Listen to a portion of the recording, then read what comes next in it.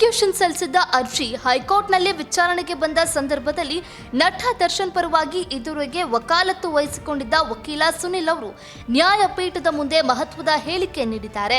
ಚಿತ್ರದುರ್ಗದ ರೇಣುಕಾಸ್ವಾಮಿ ಕೊಲೆ ಪ್ರಕರಣಕ್ಕೆ ಸಂಬಂಧಿಸಿದಂತೆ ಮತ್ತೊಂದು ಮಹತ್ವದ ಬೆಳವಣಿಗೆ ನಡೆದಿದೆ.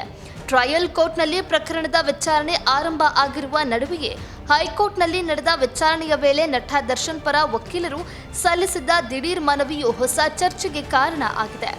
ಪ್ರಾಸಿಕ್ಯೂಷನ್ ಸಲ್ಲಿಸಿದ ಅರ್ಜಿ ಹೈಕೋರ್ಟ್ನಲ್ಲಿ ವಿಚಾರಣೆಗೆ ಬಂದ ಸಂದರ್ಭದಲ್ಲಿ ನಟ ದರ್ಶನ್ ಪರವಾಗಿ ಇದುವರೆಗೆ ವಕಾಲತ್ತು ವಹಿಸಿಕೊಂಡಿದ್ದ ವಕೀಲ ಸುನಿಲ್ ಅವರು ನ್ಯಾಯಪೀಠದ ಮುಂದೆ ಈ ಹೇಳಿಕೆ ಕೊಟ್ಟಿದ್ದಾರೆ.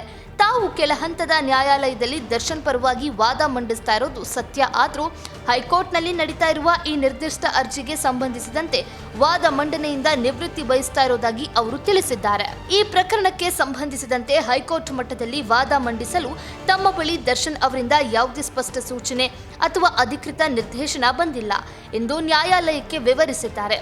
ಅಲ್ಲದೆ ದರ್ಶನ್ ಅವರ ಪರವಾಗಿ ಹೊಸ ವಕೀಲರನ್ನ ನೇಮಿಸಿಕೊಳ್ಳಲು ಅಥವಾ ಅಗತ್ಯ ಕಾನೂನು ಕ್ರಮಗಳನ್ನು ಕೈಗೊಳ್ಳಲು ಕಾಲ ಅವಕಾಶ ನೀಡಬೇಕೆಂದು ಅವರು ಮನವಿ ಮಾಡಿಕೊಂಡರು ಎಂದು ವರದಿಯಾಗಿದೆ. ದರ್ಶನ್ ಪರ ವಕೀಲರ ಮನವಿಯನ್ನ ಪರಿಗಣಿಸಿದ ಹೈಕೋರ್ಟ್ನ ಏಕಸದಸ್ಯ ಪೀಠವು ಪ್ರಕರಣದ ಮುಂದಿನ ವಿಚಾರಣೆಯನ್ನ ಜೂನ್ 23ಕ್ಕೆ ಮುಂದೂಡಿದೆ. ಇನ್ನು ರೇಣುಕಾಸ್ವಾಮಿಯನ್ನ ಕಿಡ್ನಾಪ್ ಮಾಡಿ ಪೊಟ್ಟಣಗೆರೆ ಶೆಡ್ನಲ್ಲಿ ಕೂಡಿ ಹಾಕಿ ಮನಬಂದಂತೆ ಥಳಿಸಿದ ದರ್ಶನ್ ಅಂಡ್ ಗ್ಯಾಂಗ್ ಇದೀಗ ಜೈಲು ಸೇರಿದೆ. ಕೊಲೆ ಪ್ರಕರಣಕ್ಕೆ ಸಂಬಂಧಿಸಿ ಪ್ರಾಸಿಕ್ಯೂಷನ್ ಸಲ್ಲಿಸಿರುವ ಸಿಸಿಟಿವಿ ದೃಶ್ಯಾವಳಿ ಒಳಗೊಂಡ ಪೆನ್ ಡ್ರೈವ್ ಅನ್ನ ಸಾಕ್ಷಿಯಾಗಿ ನಗರದ 19ನೇ ಹೆಚ್ಚುವರಿ ಸಿಟಿ ಸಿವಿಲ್ ಮತ್ತು ಸೆಷನ್ಸ್ ನ್ಯಾಯಾಲಯ ಬುಧವಾರ ಪರಿಗಣಿಸಿದೆ ಎಂದು ವರದಿಯಾಗಿದೆ.